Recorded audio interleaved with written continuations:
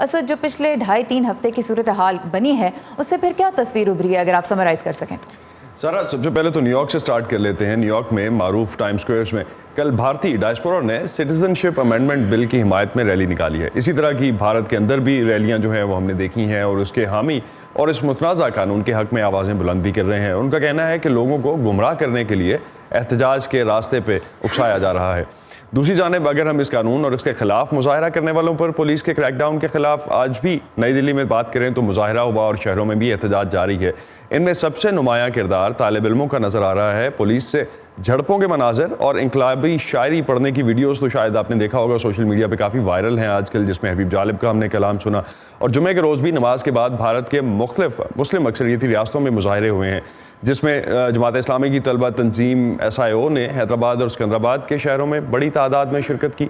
अलीगढ़ मुस्लिम university के तलबा और असातिज़ा ने चीफ जस्टिस ऑफ इंडिया के नाम ज़िला मजिस्ट्रेट को याददाश्तें भी पेश की हैं।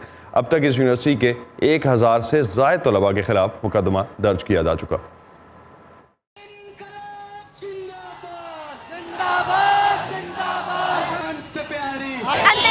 ये हमसे उम्मीद कर रहे हैं कि हमारे पास हमारे दादा परदादा के कागजात होंगे। ये बिल्कुल भी मुमकिन नहीं है। किसी के पास ये इख्तियार नहीं कि वो हमसे हमारे हुकूक या हमारा मुल्क छीने।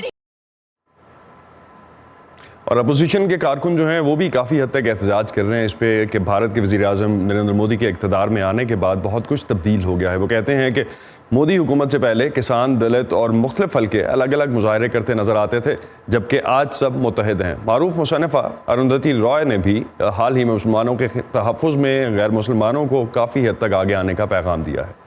आज के ज़माने में हमको एक दूसरे को बचाना पड़ेगा और आप घर में जो घुस के जा रहे हैं मुसलमानों के इलाके में, we must patrol those areas. हमें जाके हमारा बॉडीज़ को उधर रखना पड़ेगा।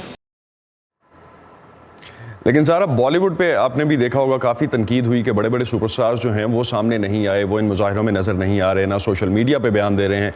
भारतीय अदाकारा स्वरा भास्कर ने, जो माजी में अपने बयानात के बायस तनकीद का सामना कर चुकी हैं, उन्होंने वॉइस ऑफ अमेरिका से बात करते हुए अपना रद्द-ए-अमल दिया और इसके अलावा ये भी बताया कि स्टार्स जो हैं वो इस तरह का रद्द-ए-अमल क्यों नहीं देते इस तरह की कंट्रोवर्सीज पे।